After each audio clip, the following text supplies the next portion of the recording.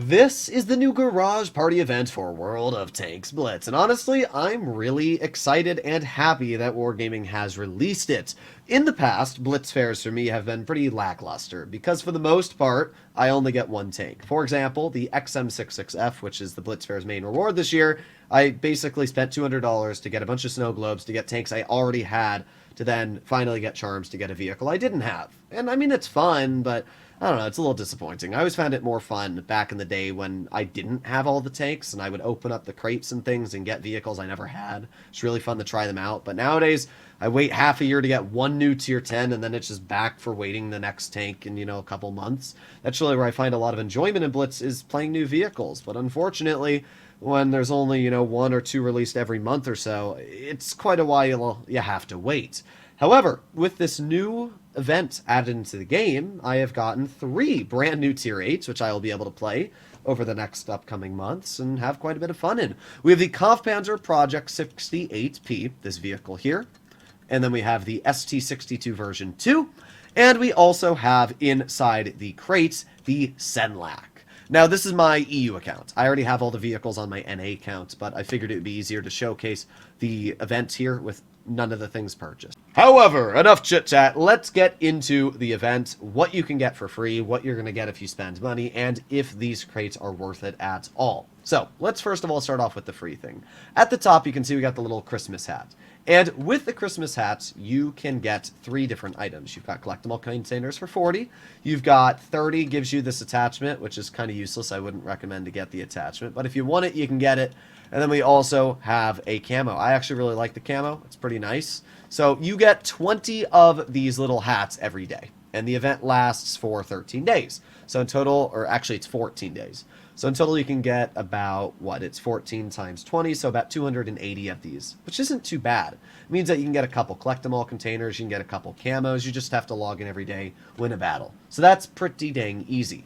Apart from that, there's nothing else you can get for free. Like, that's it. So you're getting a couple camos, maybe you'll get a lucky tank out of the collectible. At the end of the day, it's nice that Wargaming is giving any opportunity to get free camos and collectibles. I actually have no complaints here. So this is really good stuff for free-to-play players. These camos means you don't need to spend credits on battles.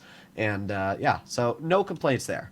Let's talk about the tanks. You'll notice that these use disco balls. Now, the only way to get disco balls is actually spending money. If we take a look at the drop chance, you can see it right here. Disco balls, and if we go all the way to the bottom, we can see 5 disco balls is an 85% drop chance. 10 is a 10%. 20 is a 3%, 50 is 1.5. Higher, the lower the drop chance. I got 100 once, and then everything else is 10 and 5. I got like a 20 once or twice. So for the most part, getting disco balls is going to be pretty expensive. On average, I'd say you get about 7 disco balls a crate. So with that in mind, judging that it is 300 disco balls to get one of these tier 8s, we're just going to do 300 divided by 7, and it's going to take you about 42 crates on average to get your hands on a single tier 8 premium. How do you get these tanks? Well, you need to buy keys. And to get keys, you need to go to the store. Now, they're $30 on the Blitz store, but if you go to their actual website, wargaming.com or whatever the heck, you could buy them there for $25 for 10 keys. So that's what we're going to be basing this off of here. So essentially, if you need 42 keys, you need to buy this bundle 4 times, which means it's going to be about $100 US to get your hands on one of these tier 8s if you go by about average luck.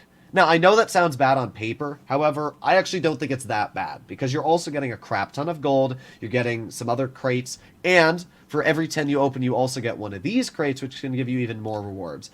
I would say for about $100, you're probably going to easily get about 30 to 50,000 gold back from the crates. You're going to get some XP boosters. You'll get premium time. You might get another tank. And you'll get the Kampfpanzer. So I don't actually think these are bad crates. I'm going to say it right now. If you plan on only spending an X amount of money on World of Tanks throughout the whole year, all right? Let's say you have $100 and you want to last it throughout the whole year. This event right here is probably the best way to spend that money. I would honestly say that spending $100 on these crates will probably get you the furthest. I spent about $250, got the SD62, I got the Kampfpanzer, and I got the Senlac, which we'll be talking about in a moment, and 160,000 gold.